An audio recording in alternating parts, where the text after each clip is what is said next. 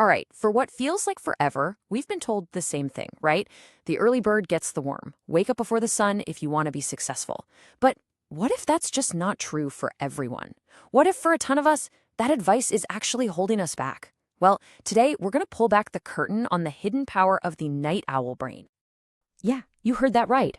For a huge chunk of the population, the whole 5 a.m. thing is a total lie. If you're one of those people whose brain just kicks into high gear when everyone else is going to bed, then you're exactly where you need to be. Think about it. Does this sound familiar? You spend all day trying to focus, and then boom, it's 10 p.m., the world is quiet, and suddenly your best ideas just start flowing. Everything clicks into place. Let me tell you something. You are not imagining that. It's real. See, here's the thing. Society might have you believing you're lazy or undisciplined, but that's just not true. What's really going on is biological. It's your chronotype. And trust me, evolution put it there for a very good reason. So those late night habits, they aren't a flaw. No way. They are a superpower just waiting for you to unleash it. Okay, so first things first, let's completely dismantle this 5 a.m. myth.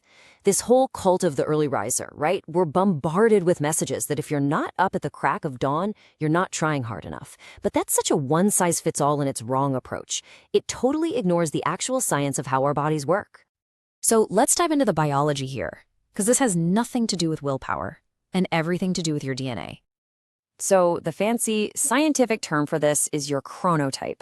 And really, it's just your body's natural, hardwired preference for when you sleep and when you're awake. It's what tells your body, hey, it's time to make melatonin, let's get sleepy, or, okay, now we're alert. And here's the kicker. Trying to change your chronotype is like trying to change your eye color. It's just not going to happen. And if you are a night owl, guess what? You are so far from being alone in this. Seriously. Sleep researchers figure about 15, maybe 20% of the population are what they call wolves. We're genetically programmed to be at our best late at night. So you gotta ask why. Why would evolution even bother creating night owls? Well, one really cool idea is the Watchman Theory. Picture this. Back in our tribal days, it was a massive survival advantage to have someone awake at all hours.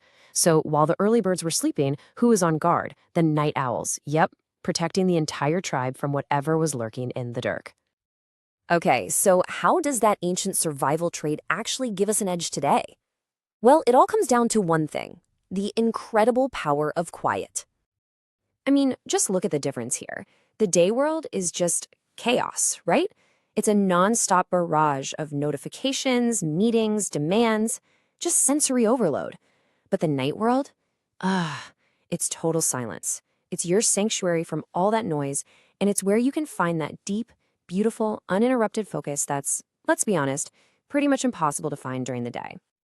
And you know, for a lot of us, especially if you're more on the introverted or creative side, that quiet isn't just nice to have, it's a flat-out necessity. The night gives you this incredible sense of psychological safety. There's no one looking over your shoulder, no judgment. Your brain can finally relax and drop into that amazing flow state. You're not hiding from the world. You're just finding the perfect environment to do your best work. And hey, you are in very good company. We're talking about some of the greatest writers, thinkers, coders. So many of history's most brilliant minds knew this secret. They knew the real magic starts long after everyone else has gone to sleep. But let's get real for a second. We all have to exist in the day world, right? And trying to shove a night owl brain into a 9-to-5 box, well, it takes a toll. A big one.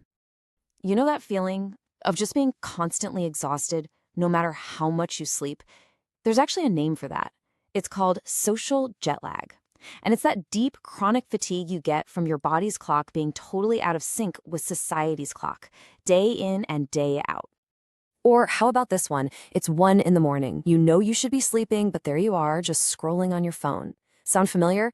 That's not you being bad. It's a real psychological thing called revenge bedtime procrastination. It's your brain desperately trying to claw back a little bit of me time and control after a long day that felt like it belonged to everyone else but you. Okay, so we've talked a lot about the problem. Enough of that. Let's talk about solutions, because it's time to stop fighting who you are and start owning your night. So, instead of trying to force a morning routine that will never stick, how about creating an optimized 2 a.m. workflow? First step, block out that late night focus time on your calendar. I mean it. treat it like the most important meeting of your day. Second, create a little ritual, a go mode signal for your brain. Maybe it's a specific playlist, a certain kind of tea, whatever it is, it tells your brain, okay, it's time.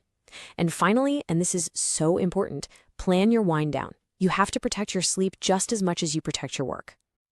Now, for navigating that tricky 9 to 5 world, it's all about making a compromise. Think small changes that have a huge impact. For example, instead of that critical meeting at 9 a.m. when your brain is still booting up, see if you can push it to the afternoon when you're actually sharp. And instead of hitting the snooze button a million times, try to get just 15 minutes of morning sunlight. I know it's tough, but it's a super powerful signal to your internal clock. So I want to leave you with this question. What could you actually create? What could you accomplish if you stopped fighting your own biology and started working with it?